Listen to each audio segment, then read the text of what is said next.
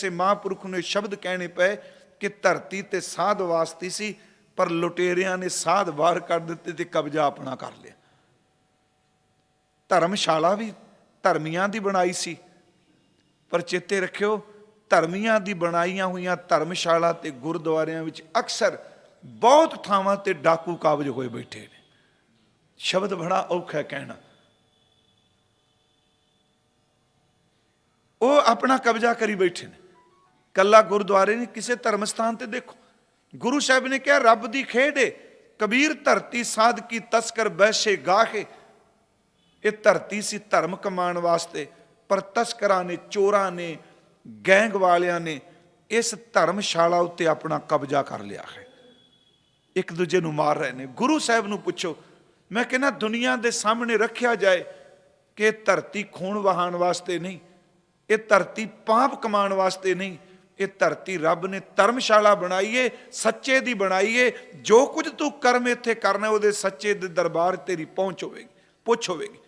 वो कहे राती रुती थित्ती वार, पवन पानी अग्नि पाताल। तिस विच धरती थाप रखी धर्मसाल, तिस विच जी जुगत के रंग, तिनके नाम अनेक अनंत।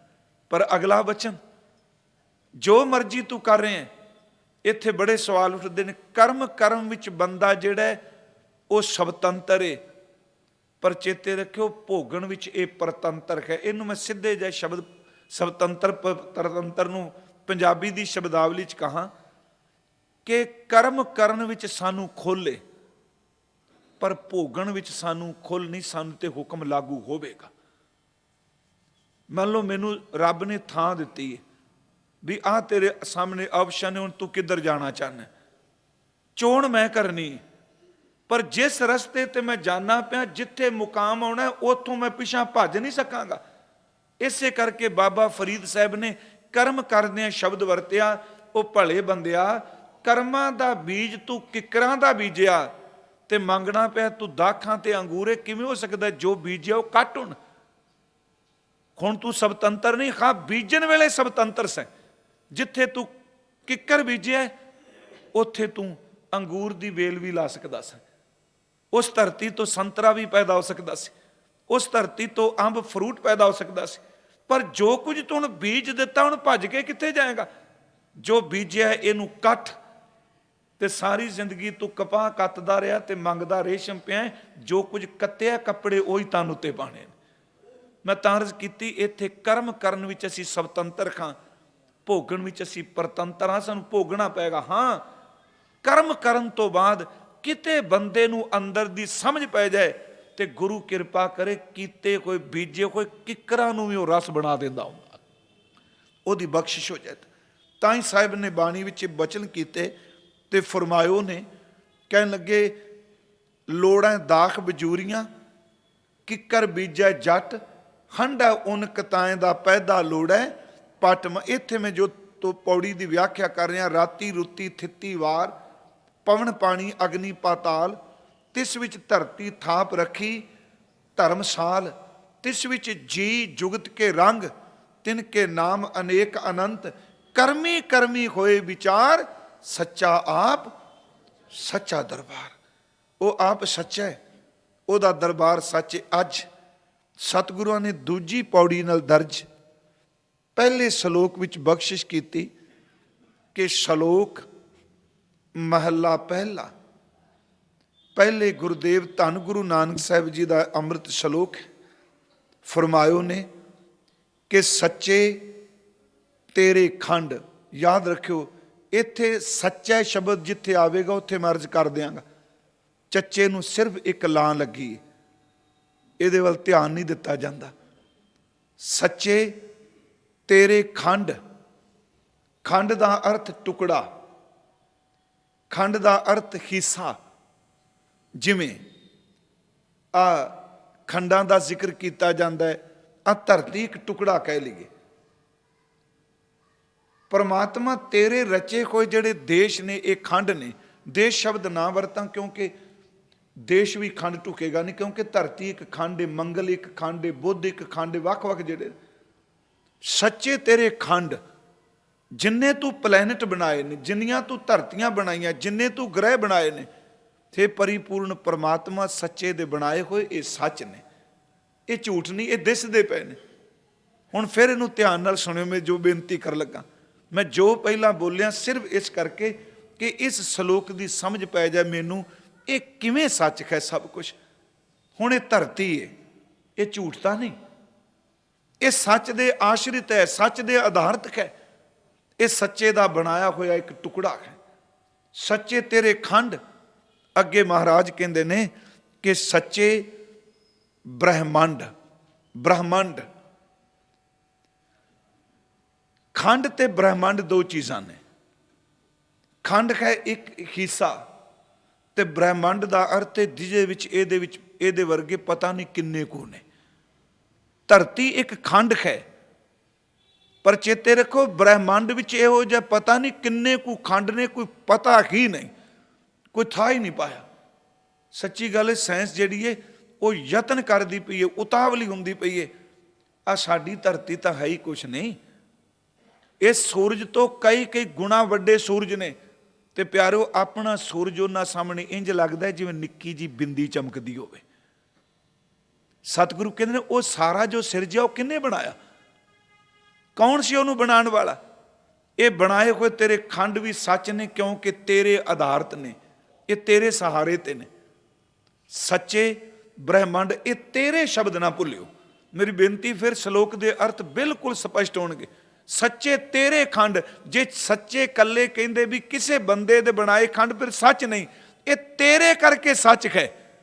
जे तू नहीं, तेरी सत्या नहीं। मैं फिर बेनती करा, जे तेरे दा सिस्टम ना हुंदा ते धरती विच किवें घुमदी परिक्रमा करदी, कौन घुमा रहा इनू, क्योंकि वह सच्चे दे आधारित है ना, सच्चे दी बनाई है।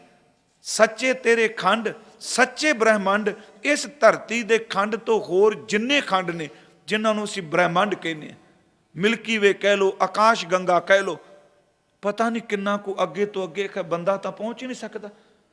कई इहो जिहे खंड ने, कई इहो जिहे तारे ने, कई इहो जिहे ग्रह ने कि जिन्हां दी रोशनी चली है तो कई कई करोड़ां साल भी चलती रहे तो धरती ते नहीं पै सकती। किन्ने दूर ने साडे तो, वो किहदे सहारे ने। सच्चे तेरे खंड, सच्चे ब्रह्मंड, अगे महाराज कहते सच्चे तेरे लो। ये पाठ लो लल्ले नू खोड़ा ला के करना है। आ जिन्ने भी तेरे लोक ने, सुरग मच प्याले, तीन लोकां दी गल असीं करने, तेरे बनाए हुए लोक भी सच ने। सच्चे तेरे लो, सच्चे आकार, आकार नहीं। आ जिन्ने भी आकार ने दिसदे पे ने, ये भी परमात्मा सच्चे ने, क्योंकि सच्चे दी सिरजना ने। इन्हां विच तू तू वरत रहा है, चाहे वो आकार इंसानी जामा होवे, पशु का होवे, पंछी का होवे, वो खंड ब्रह्मंड कुछ भी होवे, जितने भी आकार ने ये सच ने। मालक जी खंड सच ने, ब्रह्मंड सच ने, मेरे वाहिगुरू जी लोक तेरे बनाए हुए सच ने, ते सारे आकार ये भी सच ने। सच्चे आकार, अगे महाराज कहते सच्चे तेरे करने। इत्थे पाठ करना नहीं, ते नाल शब्द तेरा नहीं तेरे। महाराज कह रहे ने सच्चे तेरे करने, करने का अर्थ है कम, तेरे कीते हुए कम भी सच्चे ने, क्योंकि सच्चे तेरे करके सच्चे ने। मैं फिर ध्यान दिया जे, तेरा शब्द ना भुलियो, बस अर्थ समझ पै जाएंगे। तुद बाज होवेगा ते झूठ हो जाएगा, जे तू विच होवेगा ते सच होवेगा। इसे करके मैं एक बार फिर दोहरा देना, तेरा शब्द नहीं भुलना। जदों इंसान मेरा करदा उदों ही झूठ हुंदा जे, तेरा करके तो सच। इसे कारण करके गुरु की बाणी च तेरे लफ्ज़ दे बहुत जोर दिता गया, क्योंकि जिथे मेरा आउंदा है उत्थे नाशवानता आउंदी है, जिथे तेरा आउंदा उत्थे सदीवता आउंदी है। मैं कहा मेरा कहांगा, पर मैं तो कल नूं मरना है, मेरा शब्द मरेगा, जे तेरा कह देंगा सदीव कार ही रहेगा। इसे करके गुरु नानक साहब जिस दिन सुल्तानपुर तोलते सन, एक लफ्ज़ असी ਭਾਵੇਂ ਗਿਣਤੀ ਦਾ 13 ਕਹਿੰਦੇ ਆ, ਪਰ ਮਹਾਰਾਜ ਤਾਂ 13 ਗਿਣਤੀ ਦਾ ਥੋੜਾ ਕਹਿ ਰਹੇ ਸਨ, ਉਹ ਤਾਂ 13 ਸਮਰਪਣ ਸਾ ਸ਼ਬਦ ਕਹਿ ਰਹੇ ਸਨ। ਸਤਿਗੁਰਾਂ ਨੇ 13 ਕਹਿ ਕੇ ਤੋਲਿਆ। ਜਨਮ ਸਾਖੀ 'ਚ ਲਿਖਿਆ ਦਾਸ ਨੇ ਹੱਥ ਪਕੜ ਲਿਆ, ਮਤਲਬ ਜਿਹੜਾ ਅੱਗੇ ਕੰਮ ਕਰਦਾ ਸੀ ਨਾਲ ਨੌਕਰ, ਉਹਨੇ ਹੱਥ ਫੜ ਲਿਆ। ਮਹਾਰਾਜ ਦਾ ਛਾਬਾ ਰੁਕ ਗਿਆ, ਤਕੜੀ ਰੁਕ ਗਈ। ਸਤਿਗੁਰੂ ਕਹਿੰਦੇ ਨੇ ਕੀ ਹੋਇਆ? ਕਹਿਣ ਲੱਗਾ 13 ਕਹਿ ਕੇ ਸਾਰਾ ਮੋਦੀ ਖਾਨਾ ਲੁਟਾ ਦਿਓਗੇ। ਸਤਿਗੁਰੂ ਕਹਿੰਦੇ ਲੁੱਟਿਆ ਗਿਆ? ਕਹਿੰਦਾ ਨਹੀਂ, ਪਰ ਲੁੱਟਿਆ ਜਾਏਗਾ। 13 ਕਹਿ ਕੇ ਸੁਲਤਾਨਪੁਰ ਉੱਜੜ ਜਾਏਗਾ। ਸਤਿਗੁਰਾਂ ਨੇ ਤਕੜੀ ਰੱਖ ਕੇ ਕਿਹਾ ਨਹੀਂ ਉਹ ਭਲਿਆ, ਜਦੋਂ ਵੀ ਘਾਟੇ ਪੈਂਦੇ ਨੇ, ਉਜਾੜੇ ਪੈਂਦੇ ਨੇ, ਮੇਰਾ ਕਹਿ ਕੇ ਉਜੜੀ ਦਾ, 13 ਕਰਕੇ ਤਾਂ ਵਸੀ ਦਾ ਹੈ। ਮੇਰਾ ਕਹਿ ਕੇ ਘਾਟੇ ਪੈਂਦੇ ਨੇ, 13 ਕਹਿ ਕੇ ਨਹੀਂ। ਹੁਣ ਜਿਹੜਾ 13 ਲਫ਼ਜ਼ ਕਹਿ, ਮੈਂ ਤਾਂ ਵਾਰ-ਵਾਰ ਇਸ ਗੱਲ ਤੇ ਜ਼ੋਰ ਦੇ ਰਿਹਾ, ਗੱਲ ਤੇ, ਇਹ ਤੇਰੇ ਕਰਕੇ ਸੱਚ ਨੇ, ਤੈਨੂੰ ਵਾਹ ਕਰਕੇ ਬਿਲਕੁਲ ਝੂਠ ਹੈ। ਤੇਰੇ ਕਰਕੇ ਖੰਡ ਸੱਚੇ ਨੇ, ਸੱਚੇ ਤੇਰੇ ਖੰਡ, ਸੱਚੇ ਬ੍ਰਹਿਮੰਡ, ਸੱਚੇ ਤੇਰੇ ਲੋ, ਸੱਚੇ ਆਕਾਰ, ਸੱਚੇ ਤੇਰੇ ਕਰਨੇ। ਕਰਨੇ ਦਾ ਅਰਥ ਮੈਂ ਕੀਤਾ ਕੰਮ, ਤੇਰੇ ਕੀਤੇ ਹੋਏ ਕੰਮ ਵੀ ਸੱਚੇ ਨੇ। ਤੇ ਮਹਾਰਾਜ ਅੱਗੇ ਕਹਿ ਰਹੇ ਨੇ ਸੱਚੇ ਤੇਰੇ ਕਰਨੇ ਸਰਬ ਵਿਚਾਰ। ਸਰਬ ਦਰ ਤੇ ਸਾਰਾ, ਵਿਚਾਰ ਦਰ ਤੇ ਤੇਰੇ ਆਪਣੇ ਅੰਦਰ ਦੇ ਖਿਆਲ, ਆਪਣੇ ਵਿਚਾਰ। ਇਹ ਜੋ ਕੁਝ ਵੀ ਕਰਨੇ ਨੇ, ਜੋ ਕੰਮ ਹੋ ਰਿਹਾ ਹੈ, ਇਹ ਕਿਸੇ ਦੀ ਸਲਾਹ ਨਹੀਂ ਤੁਸੀਂ ਲੈ ਰਹੇ। ਪਰਮਾਤਮਾ, ਮੈਂ ਰਾਤ ਵੀ ਕਿਹਾ ਸੀ, ਜੇ ਉਹ ਸਾਰਿਆਂ ਦੀ ਸਲਾਹ ਲੈਣ ਲੱਗ ਪਏ ਤੇ ਤਾਂ ਲੋਕ ਆਪਣੇ ਆਪਣੇ ਪਾਸੇ ਖਿੱਚ ਕੇ ਲੈ ਜਾਣ। ਉਹ ਕਿਸੇ ਦੀ ਮਤਾ ਮਸੂਰ ਤੋਂ ਕਰਦੇ ਹੀ ਨਹੀਂ। ਉਹ ਮੀਟਿੰਗ ਨਹੀਂ ਕਿਸੇ ਨੇ ਕਰਦਾ, ਬੀਓ ਪੂਛਣਾ ਮੁਸਲਤ ਧਰੈ, ਜੋ ਕੁਛ ਕਰੈ ਸੋ ਆਪੇ ਕਰੇ, ਆਪੇ ਫੈਸਲੇ ਲੈਂਦਾ।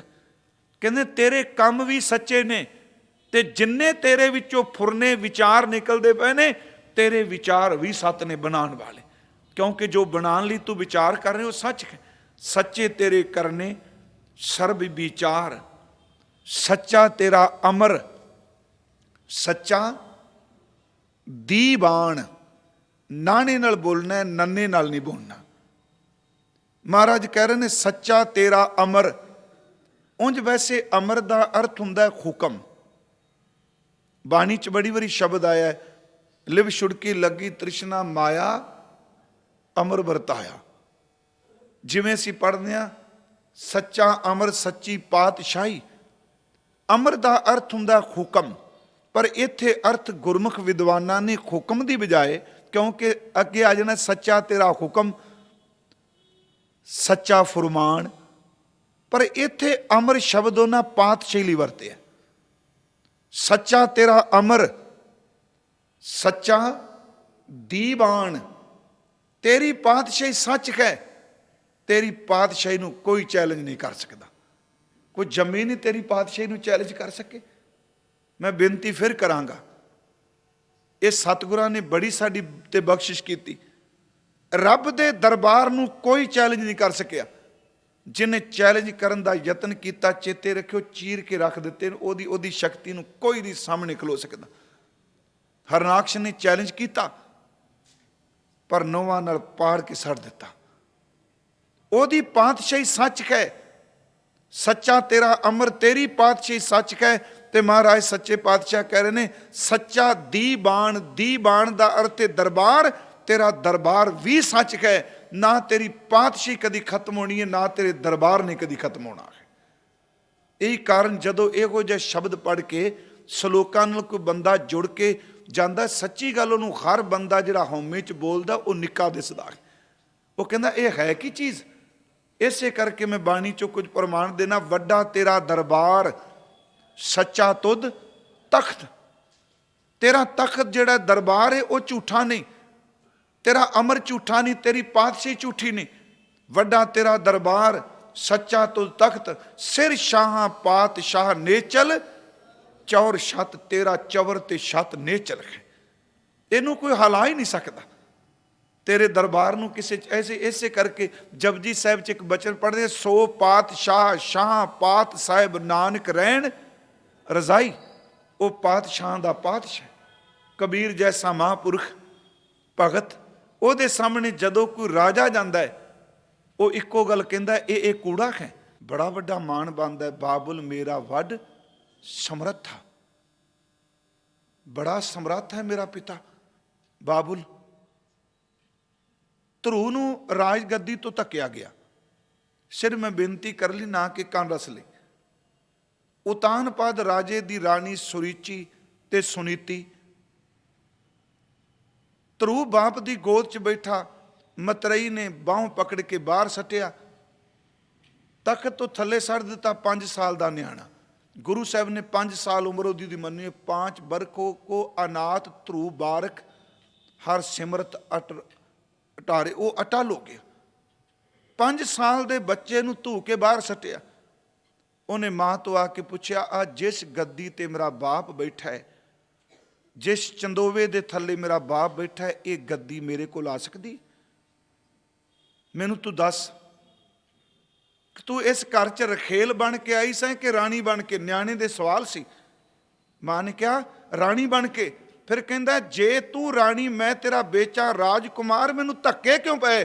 ਉਹ ਕਹਿੰਦੀ ਜਦੋਂ ਤੂੰ ਮੇਰੇ ਪੇਟ 'ਚ ਸੈਂ, ਮੈਂ ਬੰਦਗੀ ਨਹੀਂ ਕੀਤੀ, ਤਾਂ ਤੈਨੂੰ ਧੱਕੇ ਪੈਂਦੇ ਪਏ, ਮੇਰੇ ਕਰਕੇ ਤੈਨੂੰ ਪਏ ਨੇ। ਵੇਖੋ ਕਮਾਲ ਕਰ ਦਿੱਤੀ ਮਾਂ ਨੇ। ਉਹਨੇ ਕਿਹਾ ਮੈਂ ਭਗਤੀ ਨਹੀਂ ਕੀਤੀ ਬੱਚੇ। ਉਹਨੇ ਕਿਹਾ ਫਿਰ ਹੁਣ ਦੱਸ, ਆ ਤਖਤ ਮੈਨੂੰ ਮਿਲ ਸਕਦਾ?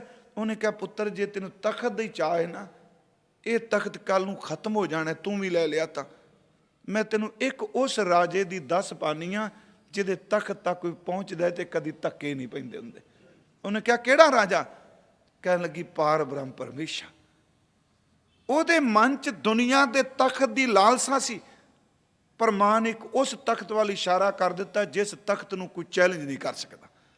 ਭਾਈ ਸਾਹਿਬ ਨੇ ਲਿਖਿਆ, ਧਰੂ ਹੱਸਦਾ ਕਰ ਆਇਆ, ਕਰ ਪਿਆਰ ਪਿਓ ਕੁਛੜ ਲਿੱਤਾ, ਬਾਹੋਂ ਪਕੜ ਉਠਾ ਲਿਆ, ਮਨ ਵਿੱਚ ਰੋਸ ਮਤਰਈ ਕੀਤਾ, ਡੱਡੋ ਲਿਕਾ ਮਾਂ ਪੁੱਛੈ ਤੂੰ ਸਾਹ ਵਾਣੀ ਹੈ ਕੇ ਸਰੀਤਾ? ਮਾਂ ਕਹਿੰਦੀ ਸਾਹ ਵਾਣੀ ਕਾ ਜਨਮ ਦੀ ਨਾਮ ਨਾ ਭਗਤੀ ਕਰਮ ਦ੍ਰਿੜੀਤਾ। ਮੈਂ ਜੰਮੀ ਰਾਜੇ ਕਰ ਸਾਂ ਪੁੱਤਰ, ਮੈਂ ਭਗਤੀ ਨਹੀਂ ਕਰ ਸਕੀ, ਮੇਰੀ ਬੰਦਗੀ ਨਹੀਂ। ਮੈਂ ਸੋਚਣਾ ਮਾਂ ਕਿੰਨੇ ਉੱਚੇ ਜੀਵਨ ਵਾਲੀ ਹੋਵੇਗੀ।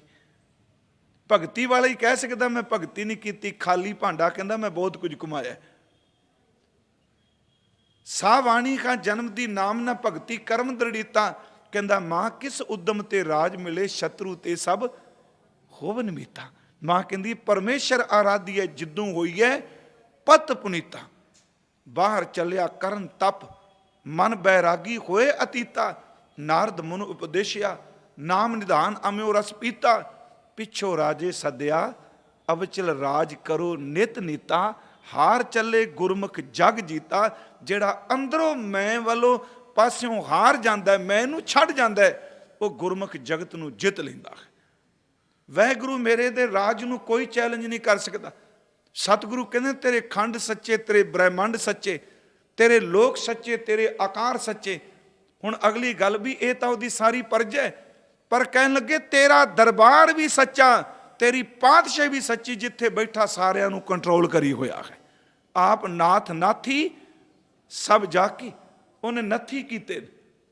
ਇਹਨੂੰ ਇਉਂ ਹੋਰ ਸਮਝ ਲੈ ਲਈਏ, ਸੋ ਦਰ ਤੇਰਾ ਕਿਹਾ ਸੋ ਘਰ ਕਿਹਾ, ਜਿਤ ਬਹਿ ਸਰਬ ਸੰਭਾਲੇ। ਕਿਹੋ ਜਿਹਾ ਹੈ ਤੇਰਾ ਦਰ, ਕਿਹੋ ਜਿਹਾ ਤੇਰਾ ਘਰ, ਜਿਸ ਘਰ 'ਚ ਬੈਠਾ ਤੂੰ ਸਾਂਭ ਰਿਹਾ। ਮਹਾਰਾਜ ਕਹਿੰਦੇ ਸੱਚਾ ਤੇਰਾ ਅਮਰ, ਤੇਰੀ ਪਾਤਸ਼ਾਹੀ ਸੱਚ। ਹਜ਼ੂਰ ਕਹਿ ਰਹੇ ਨੇ ਸੱਚਾ ਦੀਵਾਨ, ਤੇਰਾ ਦਰਬਾਰ ਵੀ ਸੱਚਾ ਹੈ। ਅਗਲੇ ਬਚਨ ਸੱਚਾ ਤੇਰਾ ਹੁਕਮ, ਸੱਚਾ ਫੁਰਮਾਨ। ਇੱਥੇ ਚੱਕੇ ਦੇ ਕਿਉਂ ਫਿਰ ਨਾਣਾ ਹੈ, ਫੁਰਮਾਨ ਨਹੀਂ ਪੜ੍ਹਨਾ। ਹਾਲਾਂਕਿ ਬਾਣੀ ਵਿੱਚ ਇਹ ਵੀ ਆਉਂਦਾ ਹੈ ਫੁਰਮਾਨ ਤੇਰਾ ਸਿਰ ਹੈ ਉੱਪਰ, ਪਰ ਇੱਥੇ ਨਾਣਾ ਲੱਗਾ ਫੁਰਮਾਨ ਹੈ, ਫਰਮਾਨ ਨਹੀਂ। ਸੱਚਾ ਫੁਰਮਾਨ, ਤੇਰਾ ਹੁਕਮ ਵੀ ਸੱਚ ਤੇ ਤੇਰਾ ਫੁਰਮਾਨ ਵੀ ਸੱਚ। ਹੁਣ ਇਹ ਕਹਾਂਗੇ ਦੋਨੋਂ ਪਰਿਆਵਾਚੀ ਸ਼ਬਦ ਨੇ, ਹੁਕਮ ਤੇ ਫੁਰਮਾਨ ਵੱਖਰੇ ਵੱਖਰੇ ਨੇ? ਨਹੀਂ, ਇੱਕ ਹੈ ਹੁਕਮ, ਇੱਕ ਹੈ ਹੁਕਮਨਾਮਾ। ਫਿਰ ਧਿਆਨ ਨਾਲ ਸੁਣੋ, ਥੋੜਾ ਜਿਹਾ ਫਰਕ ਇਹਦੇ 'ਚ। ਇੱਕ ਹੁਕਮ, ਇੱਕ ਹੁਕਮਨਾਮਾ। ਇੱਕ ਤਾਂ ਕਾਇਦਾ ਕਾਨੂੰਨ ਜਿਹੜੇ ਉਹਦੇ ਹੱਥ 'ਚ, ਤੇ ਦੂਜਾ ਕਿਸੇ ਨੂੰ ਹੁਕਮ ਭੇਜ ਦੇਣਾ। ਇਹਨੂੰ ਫਿਰ ਥੋੜਾ ਜਿਹਾ ਮੈਂ ਹੋਰ ਸਮਝਾ ਸਕਾਂ ਮਨ ਆਪਣੇ ਨੂੰ। ਇੱਕ ਹੈ ਮੌਤ ਉਹਦੇ ਹੱਥ 'ਚ ਹੈ, ਦੂਜਾ ਹੈ ਮੌਤ ਦੀ ਚਿੱਠੀ ਕਿਤੇ ਦੇ ਘਰ ਵਿੱਚ ਭੇਜ ਦੇਣਾ। ਉਹਦਾ ਹੁਕਮ ਸੱਤ ਹੈ, ਤੇ ਸਤਿਗੁਰੂ ਕਹਿੰਦੇ ਜਦੋਂ ਹੁਕਮਨਾਮਾ ਉਹ ਕੱਢਦਾ ਹੈ, ਜਦੋਂ ਫਰਮਾਨ ਜਾਰੀ ਕਰਦਾ ਹੈ, ਤੇ ਉਹਦੇ ਫਰਮਾਨ ਨੂੰ, ਉਹਦੇ ਹੁਕਮਨਾਮੇ ਨੂੰ ਕੋਈ ਚੈਲੰਜ ਨਹੀਂ ਕਰ ਸਕਦਾ, ਕਿਉਂਕਿ ਉਹਦੇ ਫਰਮਾਨ ਦੇ ਵਿੱਚ ਇੰਨੀ ਤਾਕਤ ਹੈ, ਉਹਦਾ ਫਰਮਾਨ ਹਰ ਹਾਲਤ ਵਿੱਚ ਹੀ ਮੰਨਣਾ ਪਏਗਾ। ਇਹਨੂੰ ਫਿਰ ਥੋੜਾ ਜਿਹਾ ਮੇਰੀ ਬੇਨਤੀ ਨੂੰ ਸੁਣਿਓ। ਇਹਨੂੰ ਰੱਬ ਦੇ ਹੁਕਮ ਨਾਲ ਨਾ ਤੁਸੀਂ ਵਾਹਿਗੁਰੂ ਦੁਨੀਆ ਦੇ ਹੁਕਮ ਨਾਲ ਤੁਲਨਾ ਨਹੀਂ ਦੇਣੀ ਇਹਨੂੰ। ਮੰਨ ਲਓ ਇੱਕ ਸਰਕਾਰ ਕੋਲ ਕਾਇਦਾ ਕਾਨੂੰਨ ਹੈ, ਉਹ ਉਸ ਕੋਲ ਲਾ ਹੈ। ਇੱਕ ਬੰਦਾ ਪਾਪ ਕਰ ਰਿਹਾ ਹੈ, ਉਹਨੂੰ ਪਤਾ ਲੱਗ ਗਿਆ, ਉਹਦੇ ਵਾਰੰਟ ਜਾਰੀ ਹੋ ਗਏ ਨੇ, ਸੱਚਾ ਫਰਮਾਨ ਕੀ ਹੈ, ਉਹ ਭੱਜ ਗਏ, ਉਹ ਬਾਗੀ ਹੋ ਗਿਆ। ਹੁਣ ਉਹ ਵਾਰੰਟਾਂ ਵਾਲੇ ਕਾਗਜ਼ ਲੈ ਕੇ ਤੁਰੇ ਫਿਰੋ। ਉਹ ਕੱਲਾ ਕਾਗਜ਼ ਕੁਝ ਨਹੀਂ ਕਰੇਗਾ, ਉਹਦੇ ਸਭ ਕੁਝ ਲਿਖਿਆ ਹੈ, ਪਰ ਉਹ ਲਿਖਤ ਕੁਝ ਨਹੀਂ ਕਰੇਗੀ, ਕਿਉਂਕਿ ਉਹ ਬਾਗੀ ਹੋ ਕੇ ਭੱਜ ਗਿਆ। ਗੁਰੂ ਕਹਿੰਦਾ ਤੇਰਾ ਫਰਮਾਨ ਇਸ ਤਰ੍ਹਾਂ ਨਹੀਂ ਕਿ ਹੁਕਮਨਾਮਾ ਕਾਗਜ਼ ਤੇ ਲਿਖ ਦਿੱਤਾ, ਫਰਮਾਨ ਲਿਖ ਦਿੱਤਾ ਤੇ ਬੰਦੇ ਆਕੀ ਹੋ ਗਏ। ਤੇਰਾ ਹੁਕਮਨਾਮਾ ਐਸਾ ਜਿਹਦੇ ਲਈ ਤੂੰ ਲਾਗੂ ਕਰਦਾ ਹੈ, ਉਹਨੂੰ ਫੋਰਸਾਂ ਦੀ ਲੋੜ ਨਹੀਂ, ਤੇਰਾ ਹੁਕਮ ਹਰ ਥਾਂ ਤੇ ਲਾਗੂ ਹੋ ਜਾਂਦਾ ਹੈ। ਉਹ ਤੋਂ ਬਾਗੀ ਨਹੀਂ ਕੋਈ ਹੋ ਸਕਦਾ। ਮੇਰੀ ਬੇਨਤੀ ਸਮਝ ਗਏ ਨਾ? ਕਿਉਂਕਿ ਉਹਦੇ ਫਰਮਾਨ ਦੇ ਨਾਲ ਹੀ ਤਾਕਤ ਚਲੀ ਜਾਂਦੀ ਹੈ। ਇਹਨੂੰ ਉਦਾਹਰਨ ਦੇ ਤੌਰ ਤੇ ਕਹਿੰਦੇ ਇੱਕ ਵਾਰੀ ਕਿਸੇ ਇਨਸਾਨ ਨੂੰ ਦੱਸ ਦਿੱਤਾ ਗਿਆ ਵੀ ਤੇਰੀ ਮੌਤ ਆ ਗਈ। ਫਰਮਾਨ ਸ਼ਬਦ ਕੀ? ਉਹਨਾਂ ਦੱਸਿਆ ਵੀ ਤੇਰੀ ਮੌਤ ਆ ਗਈ। ਕਹਿੰਦਾ ਮੈਂ ਤਾਂ ਦੂਰ ਭੱਜਾਂਗਾ, ਮੈਂ ਟਾਈਮ ਟਾਲਾਂਗਾ। ਉਹ ਘੋੜੀ ਤੇ ਚੜਿਆ ਜੀ, ਜਿਉਂ ਭੱਜਣ ਲੱਗਾ, ਜਿਉਂ ਭੱਜਿਆ, ਸਾਰਾ ਦਿਨ ਭੱਜੀ ਜਾਏ ਭੱਜੀ ਜਾਏ, ਅਖੀਰ ਤੇ ਸ਼ਾਮ ਪੈ ਗਈ, ਇੱਕ ਰੁੱਖ ਥੱਲੇ ਬਹਿ ਗਿਆ। ਕਹਿੰਦਾ ਹੁਣ ਤਾਂ ਥਾਂ ਤੋਂ ਦੂਰ ਆਇਆ, ਸਮਾਂ ਵੀ ਨਿਕਲ ਆਇਆ। ਕਿਸੇ ਨੇ ਮੋਢੇ ਤੇ ਹੱਥ ਰੱਖ ਕੇ ਕਿਹਾ ਬੜਾ ਚੰਗਾ ਕੀਤਾ, ਮੇਰਾ ਕੰਮ ਸੌਖਾ ਕਰ ਦਿੱਤਾ। ਉਹਨੇ ਕਿਹਾ ਤੂੰ ਕੌਣ? ਉਹ ਕਹਿੰਦਾ ਮੈਂ ਰੱਬ ਦਾ ਦਿੱਤਾ ਹੋਇਆ ਪਰਵਾਨਾ, ਤੇਰੀ ਮੌਤ ਤੇ ਮੈਂ ਸਵੇਰੇ ਦਾ ਚਿੰਤਾ ਸਾਂ ਵੀ ਮਰਨਾ ਹੈ ਇੱਥੇ ਵੇ ਤੇ ਉੱਥੇ ਬੈਠਾ ਹੈ, ਇਹ ਦਿਨ ਚ ਕਿਵੇਂ ਆਏਗਾ ਇੱਥੇ? ਕਹਿੰਦਾ ਬਸ ਤੇਰਾ ਧੰਨਵਾਦ, ਤੂੰ ਟਿਕਾਣੇ ਤੇ ਆ ਗਿਆ, ਮੈਨੂੰ ਚੁੱਕ ਦੀ ਲੋੜ ਨਹੀਂ ਪਈ, ਹੁਣ ਤਿਆਰੀ ਕਰ, ਚੱਲ ਚਲੀਏ ਅੱਗੇ ਨੂੰ। ਮੈਂ ਬੇਨਤੀ ਕਰਾਂਗਾ ਜਿਹੜਾ ਫਰਮਾਨ ਹੈ ਬੜੇ ਕਮਾਲ ਦਾ ਸ਼ਬਦ ਹੈ, ਕਿਉਂਕਿ ਜਦੋਂ ਉਹਦਾ ਹੁਕਮ ਵਰਦਾ, ਉਹਦੇ ਹੁਕਮ ਲਾਗੂ ਕਰਾਉਣ ਵਾਸਤੇ ਪੁਲਿਸ ਦੀ ਲੋੜ ਨਹੀਂ। ਮੈਂ ਇਹ ਗੱਲ ਕਹਿਣੀ ਚਾਹੁੰਦਾ, ਉਹਦਾ ਹੁਕਮ ਲਾਗੂ ਕਰਾਉਣ ਲਈ ਪ੍ਰੋਟੈਸਟ ਕਰਨ ਦੀ ਲੋੜ ਨਹੀਂ। ਜਦੋਂ ਉਹਨੇ ਹੁਕਮ ਜਾਰੀ ਕਰ ਦਿੱਤਾ, ਜਿਨਕੀ ਚੀਰੀ ਦਰਗਾਹ ਪਾਟੀ, ਤੇ ਨਾ ਮਰਨਾ ਭਾਈ, ਉਹਦੇ ਹੁਕਮ ਨੂੰ ਕੌਣ ਰੋਕ ਸਕਦਾ? ਮੰਨ ਲਓ ਉਹਦਾ ਹੁਕਮ ਹੈ ਵੀ ਇਸ ਬੰਦੇ ਨੂੰ ਮੈਂ ਸਲਤਨਤ ਦੇਣੀ ਹੈ, ਤੇ ਕੀ ਉਹਨੂੰ ਚੋਖੇ ਲੋਕ ਇਕੱਠੇ ਕਰਨ ਦੀ ਲੋੜ ਹੈ? ਨਹੀਂ। ਇੱਕ ਖਿੰਨ ਲਾਂਦਾ ਜਦੋਂ ਹੁਕਮ ਕੱਢਦਾ, ਧੀਰੋਂ ਦੇਖ ਤੁਮਾਰੇ ਰੰਗਾ। ਮਹਾਰਾਜ ਨੇ ਕਿਹਾ ਬਾਣੀ 'ਚ ਤੇਰੇ ਰੰਗਾਂ ਤੋਂ ਕੁਰਬਾਨ ਜਾਵਾਂ। ਜਾਂ ਸਤਿਗੁਰੂ ਨੇ ਕਿਹਾ ਹਰ ਕੀ ਗਤ ਨੇ ਕੋਊ ਜਾਣੈ, ਜੋਗੀ ਜਤੀ ਤਪੀ ਬ੍ਰਹਮਾ ਪਚਹਾਰੇ, ਅਰਬੋ ਲੋਕ ਸਿਆਣੇ, ਛਿਨਮੈ ਰਾਓ ਰੰਕ ਕੋ ਕਰੀ, ਰਾਓ ਰੰਕ ਕਰ ਡਾਰੇ।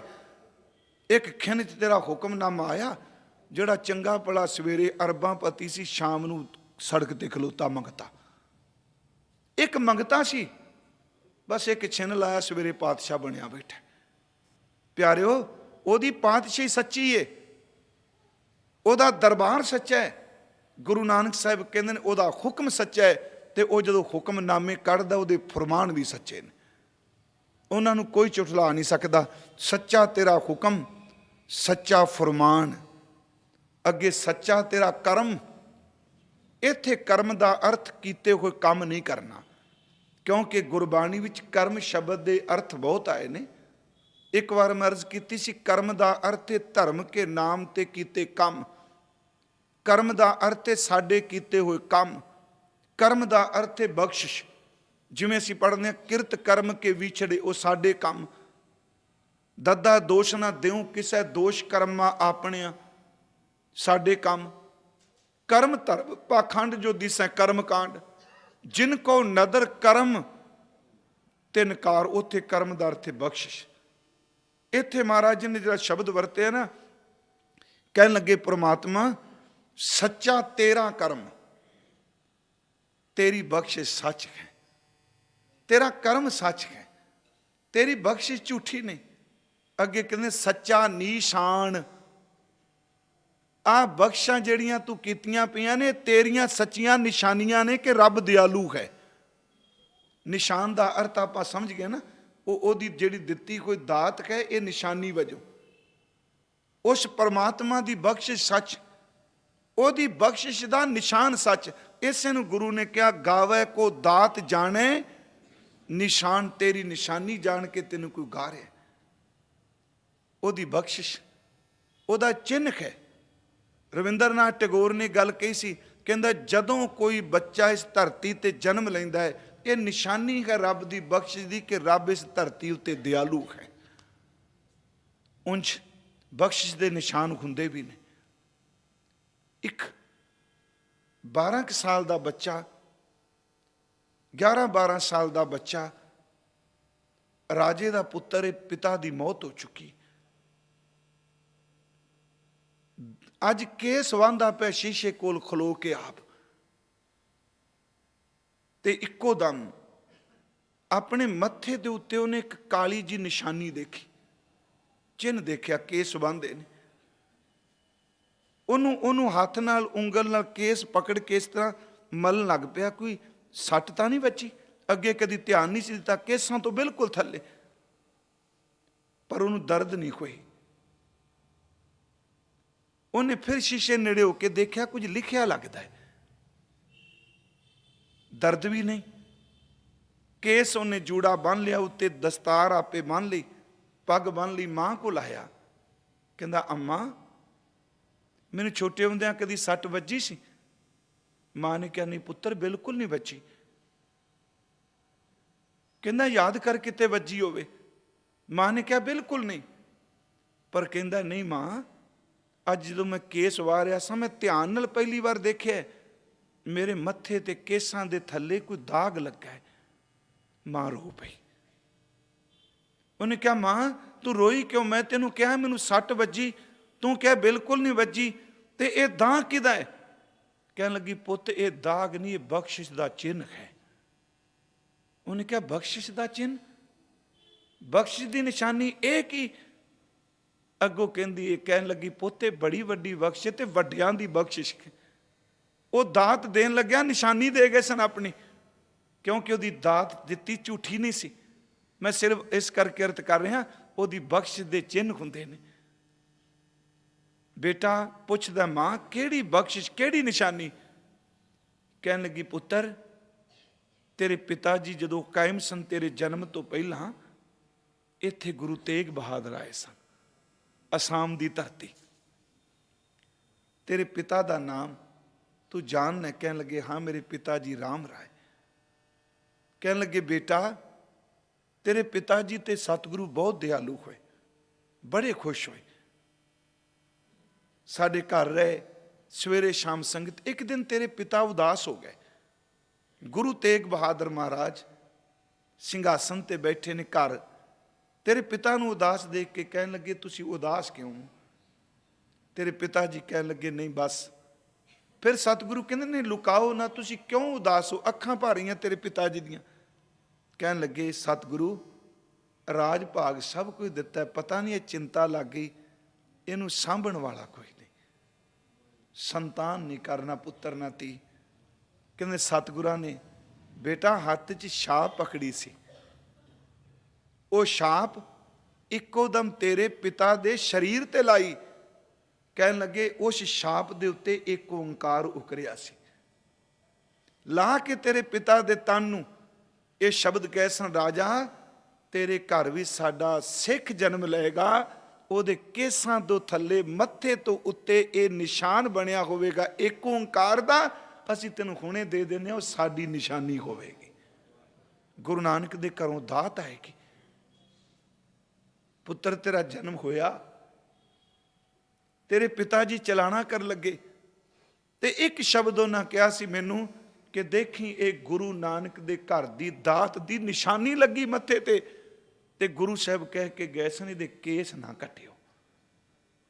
ਬੇਟਾ ਇਹ ਅਸੀਂ ਤੈਨੂੰ ਕਦੀ ਦੱਸਿਆ ਨਹੀਂ, ਇਹ ਦਾਤ ਤੇ ਲੱਗੀ ਕੋਈ ਨਿਸ਼ਾਨੀ ਉਹਦੀ, ਇਹ ਉਹਦਾ ਚਿੰਨ੍ਹ ਹੈ, ਇਹ ਉਹਦੀ ਦਾਤ ਹੈ। ਬਸ ਬੱਚੇ ਦਾ ਨਾਮ ਰਤਨ ਰਾਏ ਸੀ। ਪਿਆਰਿਓ, ਇੱਕ ਮਾਂ ਨੇ ਪ੍ਰੇਰਿਆ, ਉਹ ਰੋ ਪਿਆ, ਕਹਿੰਦਾ ਫਿਰ ਮੈਨੂੰ ਉਸ ਗੁਰੂ ਕੋਲ ਲੈ ਜਾ। ਮਾਂ ਨੇ ਕਿਹਾ, ਪੁੱਤਰ ਉਹ ਗੁਰੂ ਸ਼ਹੀਦ ਹੋ ਗਏ ਨੇ ਧਰਮ ਦੀ ਖਾਤਰ। ਹਾਂ ਤੇਰੀ ਉਮਰ ਦਾ ਉਹਨਾਂ ਦਾ ਬੇਟਾ ਹੈ। ਫਿਰ ਸਤਿਗੁਰੂ ਗੁਰੂ ਗੋਬਿੰਦ ਰਾਏ ਕੋਲ ਰਤਨ ਰਾਏ ਆਨੰਦਪੁਰ ਸਾਹਿਬ ਆਇਆ, ਉਹਨੇ ਪ੍ਰਸਾਦੀ ਖਾਤੀ ਭੇਟ ਕੀਤਾ, 5 ਘੋੜੇ ਦਿੱਤੇ, 5 ਕਲਾ ਸ਼ਸਤਰ ਦਿੱਤਾ, ਤੇ ਮਹਾਰਾਜ ਨਾਲ ਸਤਲੁਜ ਚ ਨਹਾਉਂਦਾ ਰਿਹਾ, ਖੇਡਦਾ ਰਿਹਾ। ਮੈਂ ਸਿਰਫ ਇੰਨੀ ਕੁ ਗੱਲ ਕਰਾਂਗਾ, ਵੈਗੁਰੂ ਤੂੰ ਆਪ ਸੱਚ ਹੈ, ਜਿੰਨੀਆਂ ਤੂੰ ਦਾਤਾਂ ਦੇਣਾ ਤੇਰੀਆਂ ਨਿਸ਼ਾਨੀਆਂ ਨੇ, ਮੈਂ ਤੇਰੇ ਤੇ ਖੁਸ਼ ਹਾਂ, ਤੇਰੇ ਤਾਂ ਪ੍ਰਸੰਨ ਹਾਂ। ਸੱਚਾ ਤੇਰਾ ਅਮਰ ਹੈ, ਸੱਚਾ ਤੇਰਾ ਦੀਵਾਨ ਹੈ, ਸੱਚਾ ਤੇਰਾ ਹੁਕਮ ਹੈ, ਸੱਚਾ ਤੇਰਾ ਫਰਮਾਨ ਹੈ, ਸੱਚਾ ਤੇਰਾ ਕਰਮ, ਤੇਰੀ ਬਖਸ਼ਿਸ਼ ਸੱਚ ਹੈ, ਸੱਚਾ ਨਿਸ਼ਾਨ, ਬਖਸ਼ਿਸ਼ ਤੇ ਨਿਸ਼ਾਨੀ ਤੇਰੀ ਵੀ ਸੱਚ ਹੈ। ਅੱਗੇ ਮਹਾਰਾਜ ਕਿਰਪਾ ਕਰਦੇ ਨੇ, ਵੈਗੁਰੂ ਜੀ ਸੱਚੇ ਤੁਧ ਆਖੈਂ ਲੱਖ ਕਰੋੜ, ਤੁਧ ਆਖੈਂ, ਆਖੈ ਪਾਠ ਨਹੀਂ ਕਰਨਾ। ਹੇ ਸੱਚੇ ਪਰਮਾਤਮਾ, ਤੈਨੂੰ ਲੱਖਾਂ ਤੇ ਕਰੋੜਾਂ ਰੋਜ਼ ਆਖ ਰਹੇ ਨੇ, ਤੇਰੀ ਬੰਦਗੀ ਕਰ ਰਹੇ ਨੇ, ਸਿਮਰਨ ਕਰ ਰਹੇ ਨੇ, ਉਹ ਵੀ ਸੱਚੇ ਨੇ। ਜਿਹੜੇ ਤੈਨੂੰ ਆਖਦੇ ਪਏ ਨੇ ਉਹ ਸੱਚੇ ਨੇ। ਸੱਚੇ ਤੁਧ ਆਖੈਂ ਲੱਖ ਕਰੋੜ। ਕਿਉਂ ਮਹਾਰਾਜ? ਇਹ ਸਾਨੂੰ ਇੱਕ ਕਿਰਪਾ ਕਰਕੇ ਗੁਰੂ ਨਾਨਕ ਸਾਹਿਬ ਜੀ ਦੱਸੋ। ਬਸ ਆਹ ਜਿਹੜੀ ਮੈਂ ਸ਼ੁਰੂ ਤੋਂ ਵਾਚਾਰ ਕੀਤੀ ਸੀ ਕਿ ਤੂੰ ਸੱਚਾ, ਖੰਡ ਸੱਚੇ, ਬ੍ਰਹਿਮੰਡ ਸੱਚੇ, ਲੋਕ ਸੱਚੇ, ਆਕਾਰ ਸੱਚੇ, ਹੁਕਮ ਸੱਚਾ, ਦੀਵਾਨ ਸੱਚਾ, ਕਰਮ ਸੱਚਾ, ਨਿਸ਼ਾਨ ਸੱਚਾ। ਹੁਣ ਸਾਨੂੰ ਇਹ ਕਿਰਪਾ ਕਰਕੇ ਦੱਸੋ, ਲੱਖਾਂ ਕਰੋੜੇ ਜਿਹੜੇ ਤੈਨੂੰ ਜਪਦੇ ਪਏ ਨੇ ਉਹ ਵੀ ਸੱਚ ਨੇ? ਇੱਕ ਨਹੀਂ, ਕਿਤੇ ਆਖੈਂ ਆਖਣ ਪਾਏ, ਕਿਤੇ ਕਹਿ ਕੇ ਉੱਠ ਉੱਠ ਜਾਏ, ਬੜੇ ਕਹਿੰਦੇ ਪਏ ਨੇ, ਉਹ ਸੱਚ ਨੇ। ਅਮੁੱਲ ਗੁਣ ਅਮੁੱਲ ਵਪਾਰ, ਅਮੁੱਲ ਵਾਪਾਰੀ ਹੈ, ਅਮੁੱਲ ਭੰਡਾਰ, ਅਮੁੱਲ ਆਵੇਂ ਅਮੁੱਲ ਲੈ ਜਾਏ, ਅਮੁੱਲ ਭਾਏ ਅਮੁੱਲਾ ਸਮਾਏ। ਅਮੁੱਲ ਨੇ ਸਾਰੇ, ਕੀਮਤੀ ਨੇ, ਬੇਸ਼ਕੀਮਤੀ। ਸੱਚੇ ਤੁਧ ਆਖਾਂ ਲੱਖ ਕਰੋੜ, ਲੱਖਾਂ ਕਰੋੜ ਤੈਨੂੰ ਵਾਹਿਗੁਰੂ ਜੀ ਜਪ ਰਹੇ ਨੇ, ਤੈਨੂੰ ਆਖ ਰਹੇ ਨੇ, ਉਹ ਵੀ ਸੱਚ ਹੈ। ਮਹਾਰਾਜ ਦੱਸੋ ਸਾਰੇ ਕਿਉਂ ਸੱਚ ਨੇ? ਅਗਲੀ ਗੱਲ ਇਸ ਤੁਕ ਨੇ ਕਲੀਅਰ ਕਰ ਦਿੱਤੀ, ਸੱਚਾ। ਇੱਥੇ ਫਿਰ ਚੱਚੇ ਨੂੰ ਦਲਾਵਾਂ ਆਈਆਂ ਨੇ, ਪੜ੍ਹਦੇ ਸਾਰੀ ਸੱਚੇ ਪਏ ਆ। ਪਹਿਲੇ ਸਿਰਫ ਚੱਚੇ ਨੂੰ ਇੱਕ ਲਾਂ ਆਈ ਹੈ। ਇਹ ਤਾਂ ਸੱਚਾ ਸਭ ਤਾਣ, ਸੱਚਾ ਸਭ ਜੋਰ। ਤਾਣ ਜਿਹੜਾ ਮੈਂ ਅਰਥ ਕੀਤਾ ਸੀ ਆਧਾਰਤ ਸੱਚ, ਸੱਚਾ ਸਭ ਤਾਣ। ਤਾਣ ਦਾ ਅਰਥ ਤਾਕਤ ਕਰ ਲੋ, ਆਧਾਰ ਕਰ ਲੋ, ਸ਼ਕਤੀ ਕਰ ਲੋ। ਇਹ ਜੋ ਕੁਝ ਵੀ ਹੈ, ਤਾਣ ਦਾ ਅਰਥ ਮੈਂ ਕਰਾਂਗਾ ਆਸਰਾ। ਜਿੰਨਿਆਂ ਨੂੰ ਉੱਤੇ ਸੱਚ ਕਹੇ, ਇਹ ਤਾਂ ਸੱਚ ਨੇ ਕਿਉਂਕਿ ਤੇਰੇ ਆਸਰੇ ਤੇ ਨੇ, ਇਹ ਤੇਰੇ ਸਹਾਰੇ ਤੇ ਹੋਣ ਕਰਕੇ ਸੱਚ ਨੇ। ਸੱਚਾ ਸਭ ਤਾਣ, ਤੇਰਾ ਆਸਰਾ, ਤੇਰਾ ਸਹਾਰਾ, ਤੇਰੀ ਤਾਕਤ, ਤੇਰਾ ਬਲ, ਤੇਰੀ ਸ਼ਕਤੀ, ਇਹਨਾਂ ਸਾਰਿਆਂ ਨੂੰ ਸਾਂਭ ਕੇ ਬੈਠੀ ਤਾਂ ਸੱਚ ਨੇ ਕਿਉਂਕਿ ਤੇਰੇ ਹੁਕਮ ਚੱਲਦੇ ਪਏ ਨੇ। ਸੱਚਾ ਸਭ ਤਾਣ, ਸੱਚਾ ਸਭ ਜੋਰ। ਇਹ ਜੋ ਕੁਝ ਹੈ ਇਹ ਕਿਸੇ ਦੇ ਹੱਥ 'ਚ ਨਹੀਂ, ਤੇਰੇ ਜੋਰ ਕਰਕੇ ਸੱਚ ਨੇ, ਇਹ ਤੇਰੇ ਕਰਕੇ ਸੱਚ ਨੇ। ਜੇ ਤੂੰ ਨਹੀਂ ਫਿਰ ਕਾਹਦਾ ਸੱਚ? ਸੱਚਾ ਸਭ ਤਾਣ, ਸੱਚਾ ਸਭ ਜੋਰ, ਤੇਰੇ ਜੋਰ ਕਰਕੇ, ਤੇਰੇ ਤਾਣ ਕਰਕੇ। ਅੱਗੇ ਮਹਾਰਾਜ ਜੀ ਇਹ ਜੋ ਸੱਚ ਸੱਚ ਕਹਿੰਦੇ ਆ, ਇਹ ਕੀ ਗੱਲ ਹੋ ਗਈ? ਵਾਰ-ਵਾਰ ਆਪ ਜੀ ਕਹਿ ਰਹੇ ਹੋ ਕਿ ਤੂੰ ਸੱਚ, ਆ ਵੀ ਸੱਚ। ਸਤਿਗੁਰੂ ਕਹਿੰਦੇ ਨੇ ਇਹ ਕਹਿਣਾ ਇੱਕ ਸਿਫਤ ਹੈ, ਇਹ ਕਹਿਣਾ ਇੱਕ ਬੰਦਗੀ ਹੈ, ਇਹ ਕਹਿਣਾ ਇੱਕ ਵਡਿਆਈ ਹੈ। ਤੇ ਮਹਾਰਾਜ ਜੇ ਤੁਸੀਂ ਵਾਰ-ਵਾਰ ਸੱਚ ਸੱਚ ਕਹੀ ਜਾਂਦੇ ਹੋ ਤੇ ਸਤਿਗੁਰੂ ਕਹਿੰਦੇ ਨੇ ਝੂਠ ਨਹੀਂ, ਸੱਚੀ ਤੇਰੀ ਸਿਫਤ। ਸੱਚੀ ਚੇਤੇ ਰੱਖਿਓ, ਸਲਾਹ ਪਾਠ ਨਹੀਂ ਕਰਨਾ। ਇੱਥੇ ਹਜ਼ੂਰ ਨੇ ਜਿਹੜਾ ਪਾਠ ਦਰਜ ਕੀਤਾ ਹੈ, ਸਾਲਾਹ, ਸਲਾਹ ਵੀ ਨਹੀਂ ਕਰਨੀ, ਖਾਹਾ ਮੁਕਤਾ। ਸੱਚੀ ਤੇਰੀ ਸਿਫਤ, ਤੂੰ ਸੱਚਾ ਸਾਹਿਬ ਸਿਫਤ ਸਵਾਲਿਓ ਜਿਨ ਕੀਤੀ, ਬਸ ਉਹ ਗਿਆ ਦੂਜੇ ਬੰਨੇ ਜਿਹਨੇ ਤੇਰੀ ਸਿਫਤ ਕਰ ਲਈ, ਪਾਰ ਪਿਆ, ਉਹ ਪਾਰ ਹੋ ਗਿਆ। ਹਜ਼ੂਰ ਕਹਿੰਦੇ ਤੇਰੀ ਸਿਫਤ ਝੂਠੀ ਨਹੀਂ, ਤੇਰੀ ਸਿਫਤ ਸੱਚ ਹੈ। ਜਿਹੜਾ ਤੇਰੀ ਸਿਫਤ ਕਰੇਗਾ ਉਹ ਤੇਰੇ ਨਾਲ ਜੁੜੇਗਾ। ਸੱਚੀ ਤੇਰੀ ਸਿਫਤ, ਸੱਚੀ ਸਾਲਾਹ, ਤੇਰੀ ਸਲੌਤਾ ਵੀ ਸੱਚ ਹੈ। ਤੇ ਮੈਂ ਇੱਕ ਦਿਨ ਅਰਜ਼ ਕੀਤੀ ਸੀ, ਉਹ ਸ਼ਬਦ ਮੈਂ ਦੁਹਰਾ ਦੇਣਾ ਵਾ, ਜਿਹੜਾ ਰੱਬ ਦੀ ਸਿਫਤ ਕਰਦਾ ਹੈ ਪਿਆਰਿਓ, ਉਹ ਪਾਤਸ਼ਾਹਾਂ ਦਾ ਪਾਤਸ਼ਾਹ ਬਣ ਜਾਂਦਾ। ਜਿਸ ਨੂੰ ਬਖਸ਼ੇ ਸਿਫਤ ਸਲਾਹ, ਨਾਨਕ ਪਾਤਸ਼ਾਹੀ ਪਾਤਸ਼ਾਹ। ਜੇ ਤੇਰੀ ਸਿਫਤ ਝੂਠੀ ਨਹੀਂ, ਇੰਨੀ ਵੱਡੀ ਸਿਫਤ ਤੇ ਮੈਂ ਤੈਨੂੰ 2 ਹੋਰ ਪ੍ਰਮਾਣ ਦੇ ਦੇਣਾ, ਕਿਉਂਕਿ ਅਸੀਂ ਸਾਰੇ ਉਹਦੀ ਸਿਫਤ ਕਰਕੇ।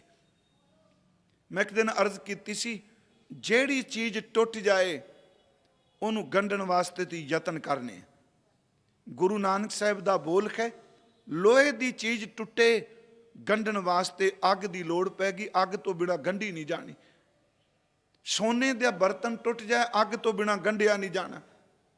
ਪਿਆਰਿਓ, ਕਾਂਸੀ ਦਾ ਭਾਂਡਾ ਟੁੱਟ ਜਾਏ, ਅੱਗ ਨਾਲ ਗੰਢਿਆ ਜਾਏਗਾ। ਸੋਨਾ, ਲੋਹਾ, ਕਾਂਸੀ ਟੁੱਟ ਜਾਣ, ਅੱਗ ਨਾਲ ਦੁਬਾਰਾ ਜੁੜ ਜਾਂਦੇ ਨੇ। ਜਿਹੜਾ ਬੰਦਾ ਰੱਬ ਤੋਂ ਟੁੱਟ ਜਾਏ ਤੇ ਸਿਫਤਾਂ ਕਰ ਲੱਗ ਪਵੇ, ਉਹ ਰੱਬ ਨਾਲ ਜੁੜ ਜਾਂਦਾ ਹੈ। ਸਿਫਤ ਝੂਠ ਨਹੀਂ, ਕਿਉਂਕਿ ਹਰ ਸਿਮਰਨ ਮੈਂ ਆਪ ਨਿਰੰਕਾਰਾ, ਝੂਠ ਨਹੀਂ ਜੇ, ਸਿਫਤ ਵਿੱਚ ਆਪ ਹੈ। ਦੂਜੀ ਗੱਲ, ਸਾਹ ਲਾਹੀ ਸਾਹ ਲਾਹੇ, ਉੱਥੇ ਸਿਆਰੀ ਲੱਗੀ।